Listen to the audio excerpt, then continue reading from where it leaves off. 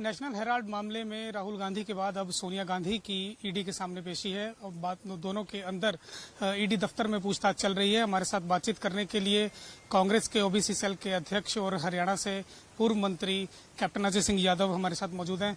अजय जी, आज पूछताछ हो रही है, तो जो हमने देखा कांग्रेस ने खूब सारा प्रदर्शन किया, क्या लगता है कि क्यों राहुल के बाद अब सोनिया गांधी को बुलाया जा रहा है? देखिए, मेरे 35 साल के राजनीतिक कैरियर में मैंने तानाशाही और जिस प्रकार से ईडी का, सीबीआई का, इनकम टैक्स का दुरुपयोग किया जा रहा है और यहाँ तक कि इलेक्शन कमीशन भी पग्गू हो गया है और मौजूदा हालात जब देश के अंदर जब अफरा तफरी मच रही है, जो हमारी जीडीपी है 90% डेबिट में है और बांग्लादेश की 106% पे है। भ्रष्टाचार, प्राइस राइज, डीजल, पेट्रोल, आटा, दाल, उस पर जीएसटी लगा दिया, खाने पीने की चीज महंगी हो गई है और जो खाद्य पूर्ति जो सुरक्षा का बिल जो पास सोनिया गांधी ने किया था कि गरीब आदमी को खाना मिले, आज इनके पास जो स्टॉक है उसमें गेहूं भी नहीं है पूरा, क्योंकि जो पूंजीपतियों ने गेहूं भी खरीद लिया।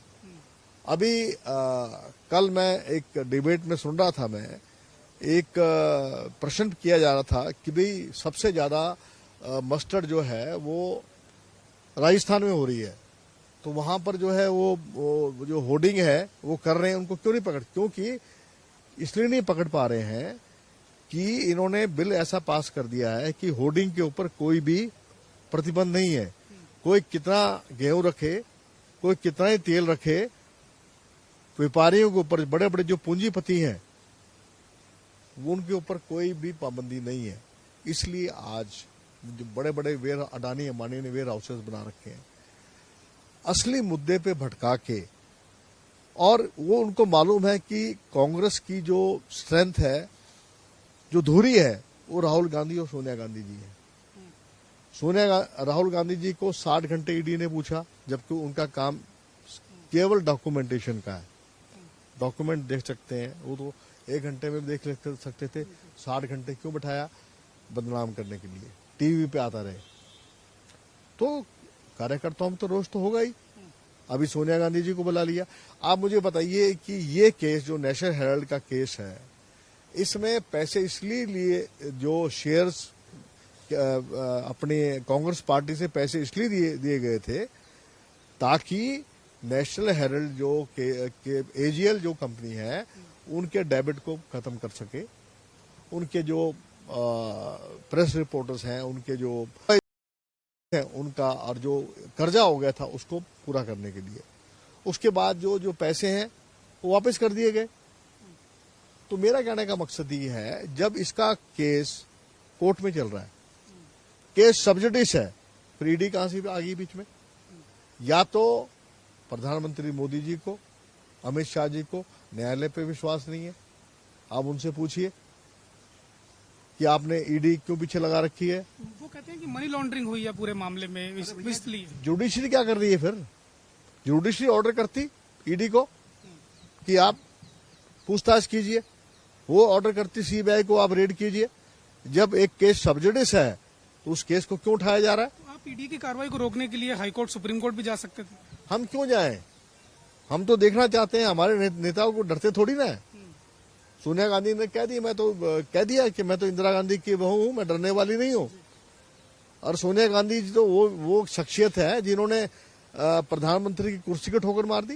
ये क्या बात करते हैं? क्या मुकाबला करेंगे सोनिया गांधी का? क्या मुकाबला करें? राहुल गांधी जी ने कहा था लॉकडाउन, आपका ये कोविड, इन सब पे इनको पहले आगाह किया था। अभी अग्निपथ पे भी इनको आगाह कर रहे हैं कि आप देश को बर्बाद कर रहे हैं, आप फौज को साथ खिलवाड़ कर रहे हैं। अग्निपथ के अंदर क्या कर रहे हैं? 4 साल के लिए ले रहे, 180 दिन ट्रेनिंग, 120 दिन छुट्टी, गनर सीखेगा 6 महीने में गन चलाना आर्टिलरी में। टैंक का, जिसमें मैं रहा हूं, मैं टैंक कंपनी में था, आर्मर्ड कोर में था। टैंक का ड्राइवर जो गनमैन है, जो गनर है, जो गोले दागने पड़ते हैं उसको सीखेगा। 6 महीने लग जाएंगे उसको ड्राइवर की, क्योंकि आजकल सब कुछ कंप्यूटराइज्ड है। तो 2 साल में इतने में बाहर चल निकल जाएगा। और फिर आप मुझे बताइए कि जब उसको लगेगा कि उसका भविष्य अंधकार में है, उसको ना पेंशन मिलेगी। मोदी जी ने पहली रैली रेवाड़ी में की थी, क्या कहा था? 1 रैंक 1 पेंशन दूंगा। अब ये कर रहे हैं 9 रैंक 9 पेंशन। ये है मुद्दा। तो ये इन मुद्दों से भटका के, बेरोजगारी है, भ्रष्टाचार है, महिलाओं की इज्जत सुरक्षित नहीं है, डीएसपी के ऊपर गाड़ियां चढ़ा दी जाती हैं, गुजरात से लेकर सब जगह जो है गुंडागर्दी का माहौल है, खाकी का कोई खौफ नहीं है, और मूसे वाले को शरेआम गोली मार दी जाती है। ये लोग जो हैं असली मुद्दों से भटकाकर, कानून व्यवस्था से भटकाकर और नए मुद्दे लेके आते हैं, ताकि लोगों का, हिंदू मुसलमान, चीन पाकिस्तान, चीन हमारी सरहद में घुसता जा रहा है, उसको तो रोक नहीं रहे। जिस प्रकार से आज हमने देखा प्रदर्शन हुआ, कांग्रेस जन यहाँ पर कई सांसद और तमाम राज्यों से लोग आए हुए थे। आज सोनिया गांधी की ईडी में पेशी को लेकर जिस प्रकार से प्रदर्शन किया गया, ऐसा प्रदर्शन महंगाई और अग्निवीर को लेकर क्यों नहीं किया जाता? किया था हमने, अग्निवीर के लिए किया था हमने। कैसे नहीं किया? महंगाई के लिए हमने किया है। अभी अंदर लोकसभा में चल रहा है, लेकिन बाहर सड़कों पर तो नजर सड़कों पे किया है, श्रीनिवासन ने किया है, हमारी पार्टी ने किया है। यहाँ पर आपके बाकायदा हम हर मुद्दे पे हमने, नोटबंदी पर, ठीक है, महंगाई पर, बेरोजगारी पर हम लोग प्रदर्शन करते रहे। ये कोई ये बात नहीं केवल इसलिए कर रहे हैं। हमारा जो है, देखो, सोनिया गांधी के प्रति हमारी श्रद्धा है, क्योंकि उन्होंने कोई ऑफिस और प्रॉफिट नहीं लिया, उन्हें अपने वाले, आज भी वो खाते में है, कांग्रेस के खाते में पैसे हैं। उन्होंने पैसा अगर कहीं खुद बुद किया है, मोदी जी हर एफिडेविट दें, अमित शाह एफिडेविट दें, कि या ईडी वाले एफिडेविट दें कि हेराफेरी की है, लेकिन बदनाम करने के लिए सारा काम किया जा रहा है। हरियाणा में जिस प्रकार से हमने देखा कि डीएसपी को कुचल दिया गया और एक उनकी जान ले ली गई माइनिंग माफियाओं द्वारा। आप जिस एरिया से आते हैं, रेवाड़ी, महेंद्रगढ़, वो बेल्ट भी, वहां भी खूब माइनिंग चलती। माफिया और प्रशासन की मिली भगत से हुआ है। एक डीएसपी को, उसके साथ गनमैन था, उसने गोली क्यों नहीं चलाई? टायर पे गोली मारता। वो गनमैन क्या कर रहा था? किस लिए गनमैन दे रखा? और क्यों वो केवल 2 व्यक्तियों के साथ गया? किसने उसको? इसकी सीबीआई इंक्वायरी होनी चाहिए। 2 दिन में ही न्यायिक जांच भी सौंप दी गई। पुलिस क्या जांच नहीं कर पा रही ठीक से? सीबीआई इंक्वायरी करवाएं, इसमें सीबीआई इंक्वायरी नहीं करवाएंगे। शरद पवार जी की जो है इनकम टैक्स की रेड हो जाएगी, अशोक गहलोत जी के रिलेटिव्स के यहाँ, भूपेश बघेल जी के यहाँ हो जाएगी, लेकिन जो गुंडे बदमाश मवाली हैं उनके खिलाफ कोई कार्रवाई नहीं होगी। सुप्रीम कोर्ट के आदेशों के बावजूद कहा गया कि अरावली में जो खनन होता है उसको रोका जाए। क्यों नहीं कार्रवाई कर पा रही है हरियाणा सरकार, या केंद्र की तरफ से भी क्यों नहीं कर रही? जेब भर रहे हैं ना, बजाय स्टेट के खजाने में पैसा जाने की बजाय बैन लग रहा है, सारा पैसा इनके माफिया के और इनके लोगों की जेब में जा रहा है। क्यों शिकायत करेंगे? क्या लेना देना इनको? सर, मैं कुलदीप बिश्नोई को लेकर सवाल पूछना चाहूंगा। कुलदीप बिश्नोई, भाजपा में ऐसी चर्चाएं चल रही हैं कि बहुत जल्द ज्वाइन हो जाएंगे, और वो कांग्रेस के साथ आए थे, और अब कुलदीप बीजेपी में जाना चाहते हैं। कुलदीप बिश्नोई जी का कोई स्टैंड नहीं है, कभी इस पार्टी में, कभी उस पार्टी में, कभी हजका बना ली, हजका से फिर बीजेपी से गठबंधन कर लिया, फिर बीजेपी से गठबंधन टूट गया, फिर उसके बाद जो है अलग से चुनाव लड़े। उनको ऑफर दिया गया जब हमारी सरकार 2009 में आई कि आप हमारी पार्टी से आप आ जाइए, आपके 6 विधायक हैं, डिप्टी सीएम का उनको ऑफर दिया तो मना कर दिया। उसके बाद जब फिर देखा कि कुछ बनने वाला नहीं है, 5 एमएलए हमारे पास आ गए, फिर विलय कर लिया। आप मुझे बताएं, अब उनको आते ही पीसीसी प्रेसिडेंट कैसे बना दें?